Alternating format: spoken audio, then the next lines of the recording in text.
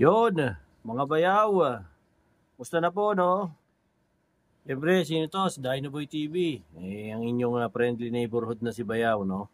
At mag-update po ako sa inyo ng mga mga new arrival ko na relo. Tsaka na rin po yung mga yung mga naka-sale kong relo ngayon dito, no? Para makita nyo rin po, no? At pasensya na po kayo kung medyo lately talagang hindi ako makapag-vlog kasi talagang nahihirapan ako ngayong sobrang init na to. Talagang hirap na hirap kong mag-adjust ang katawan ko. Pasensya na ho kayo kung wala akong maibigay na bagong update sa inyo. At andito, nagre-recover ho muna ako rito sa bahay. Pasensya na kayo. By the way, no, meron tayong mga bagong set ng mga relo na naririto na gusto kong makita nyo na meron ako ngayon on hand. Ayan po, para makita nyo, gaya nito. Ayan, meron tayong Rolex, no, na GMT. No, meron automatic po 'yan ha. Yan, automatic. Meron din po ako nitong Rolex, no, na Submariner. O ayan, automatic din po 'yan. Tapos syempre ito, meron din po tayo nitong Patek, no? Ayan, big face na Patek. Mga ano po 'yan, magaganda po ang klase ang mga makina niyan. Japan po ang mga makina natin diyan. Okay, mga premium po 'yan ha. Bago ko sabihin sa inyo, ito po ay mga hindi original na relo. Ito po ay mga premium copy, premium replica po, no? Kaya sa mga naghahanap ng original, wala ko akong tindang original. Kung maghahanap po kayo ng mga ganitong brand na original, doon ho kayo pumunta sa mall kasi doon marami po, no? Sa akin po, wala. Puro mga ano po to, premium copy, no? Na magaganda ang makina. Siyempre, naririto pa rin po yung ano natin, no? Yung mga Formula 1 na tag-viewer natin, no? Ayan din po. Ito naman po yung Pepsi na Formula 1, no? Na tag-viewer. Quartz po yan ha, yung mga yan. Tapos Japan ng makina po, no? Ito naman pong isa, ayan po, no? Aqua Racer po na black ang kanyang muka, no? Tapos yung ano niya po, yung vessel niya po, umiikot po yan, gold. Two-tone po. Tapos syempre itong ating Casio na Edifice, no? Mga ano po itong apat na to, naka-sale to hanggang ngayon. So marami na pong nawala doon sa mga isinail natin, no? Sila na lang po yung natira. So hanggang ngayon naka-sale po yan. Syempre, meron din po tayong mga Richard Mille dito. No, ayan sa mga naghahanap ng Richard Mille na relo. Ayan, meron po akong blue. Ayan, blue yung kanyang strap, no? Richard Mille. Meron din po siyang date display. Kung makikita niyo, may date display din po siya, ito po yung blue. Tapos, meron din naman po tayo dito, yung, naman po to, Richard Mille din, all white naman po ito. Ayan, para makita niyo ng mas malapitan. All white po. Ayan, lahat po yan, gumagana po yan, Ang lahat ng Chronos natin, gumagana at mabigat, Gandang klase yung makina nito. Japan ang makina nito. Ayan, makikita nyo sa likod. Ayan po yung kanyang likod, Mga premium replica po ito, Ayan po, kitang-kita nyo naman. Ganda. Puti, Meron po tayong puti. At syempre, meron din po tayong isa pang kulay. Ito naman po, yung itim. Ayan, itim naman po. Itim yung kanyang strap, Maganda rin po yung itim, sa mga naghahanap. Ayan, ganda po, Richard Mille, ayan po, mga gahanap ng relo dyan. Solid na solid to, poging-pogi to. Makikita nyo. Ayan, strap. Tsaka ano po to, maganda sa kanya, silicone rubber strap po yan. Kaya matibay yung kanyang strap, Sumasabay dun sa mga rubber strap ng mga ibang brand. Ganda, Tapos, syempre, gusto ko rin po i-feature sa inyo, ito, si Seiko. Si Rolex, na GMT, Yung kanya pong all black po to, Simula sa kanyang ito po, yung kanyang bracelet. Black po 'yan lahat. Makikita nyo. Ayan, black po 'yan. Naka-plastic pa nga Hindi ko lang maiikot yung nito, bezel nito kasi nga naka-plastic pa. Automatic po to Tapos, syempre, premium quality ang ating makina rito. Japan yan, Ayan po yung kanyang muka. Ito po yung kanyang bezel, Rotating bezel po yan, Ito naman po yung kanyang crown, Ayan, ganda. Diba? Dito naman po yung likod niya. Ayan, para makita niyo yung likod niya. Ayan po. Pasensya na kayo, medyo magalaw. Diba? Nanginginig po kasi yung mga katawan ko eh. Tapos ito po, yung yung kanyang naman, diameter, no, yung bilog niya po. Ito po ay 40 mm. No, ayan, 40 mm po to sa mga nagtatanong. 40 mm. Automatic po ito na Rolex GMT all black. Oh, ayan. Meron pa po yung date display. Tapos meron pa po tayong niya, no? Cyclops. Oh, ayan, tawag diyan Cyclops, or ang tawag po diyan ay magnifier. Oh, ayan. Ayan. Meron siya. Tapos, ito naman po yung kanyang black strap. Ganda. Diba? Tapos, ito naman po yung sumunod.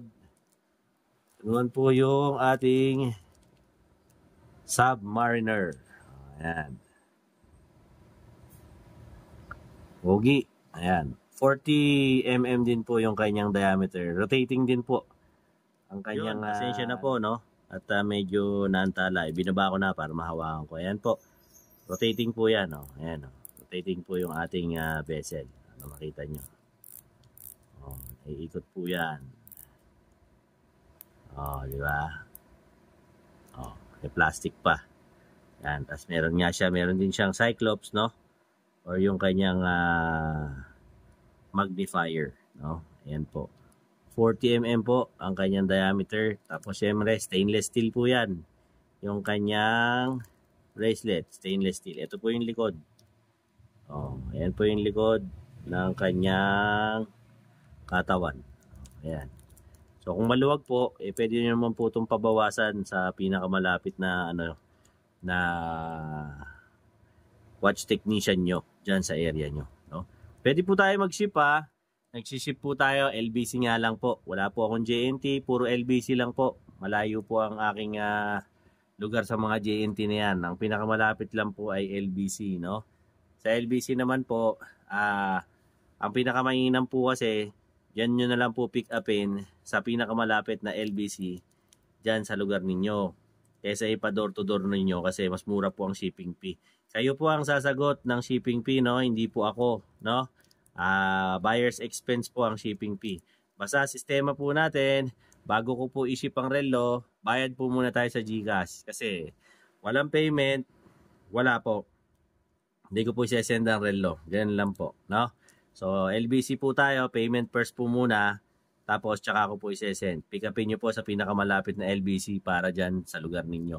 Kasi mas sigurado tayong darating ang relo.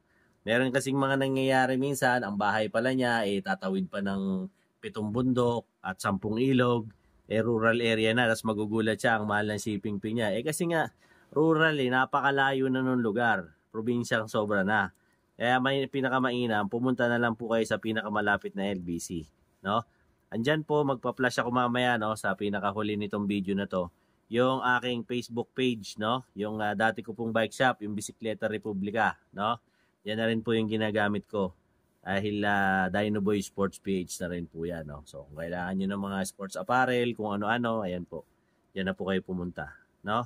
Andyan din po yung mga contact details ko. Ito po si Rolex Submariner. O, ayan, no?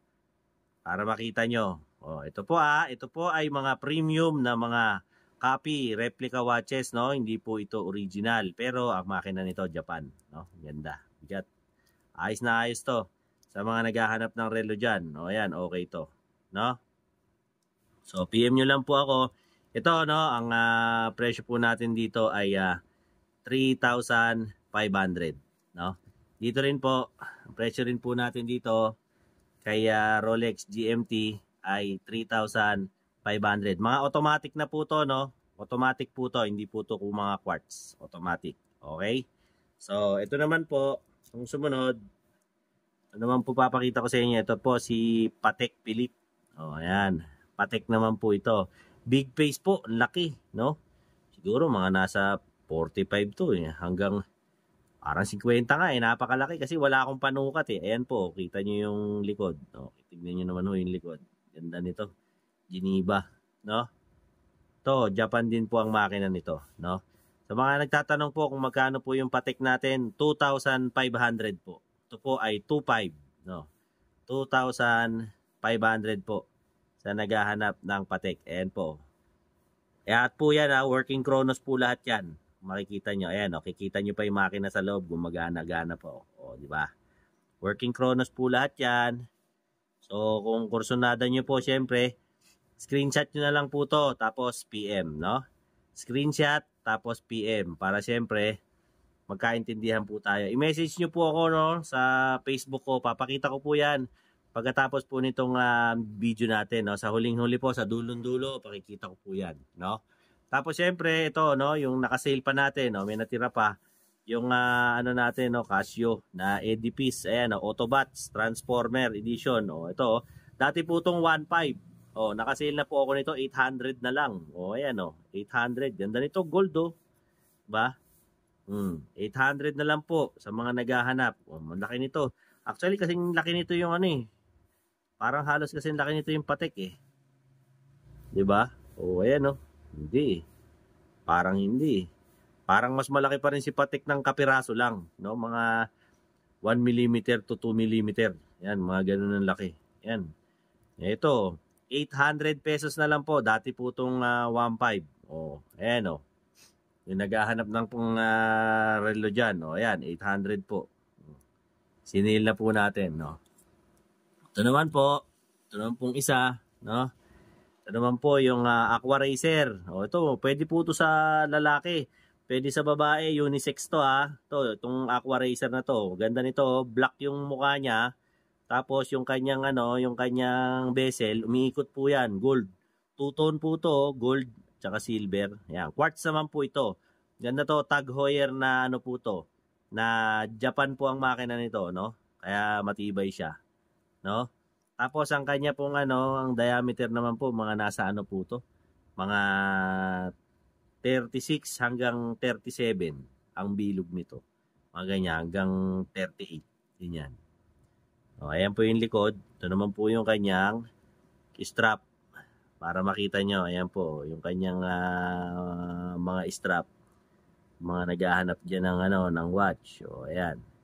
Tapos nakatuton pa siya. Ito yung pinaka niya lock, tsaka yung logo. Ayan mapapansin nyo. Ayan, naka-plastic pa po yan. Ito po, dati po tong 2.5. Ngayon po, binibenta ko na lang po ito ng 1.5. Ayan yung naghahanap po ng watch dyan. 1.5 na lang po ito. Sa naghahanap ng Aqua Racer. Ano to pwede sa babae, pwede sa lalaki. Aqua Racer, ganda nito pang pang formal, pamasok sa office, pang forma, pang Jaforms, okay na okay to. Yung kasabayan nito, yung white dial, wala na, nabili na ni ni Sir King Ace ng Gumaka, Quezon. Shoutout sa iyo, Sir King Ace, no?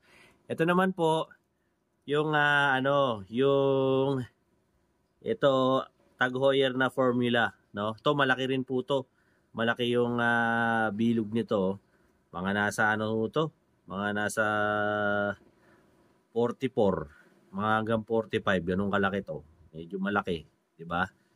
Yan Pepsi inspired naman po tong formula natin. Quartz po ito tapos meron din po siyang date display.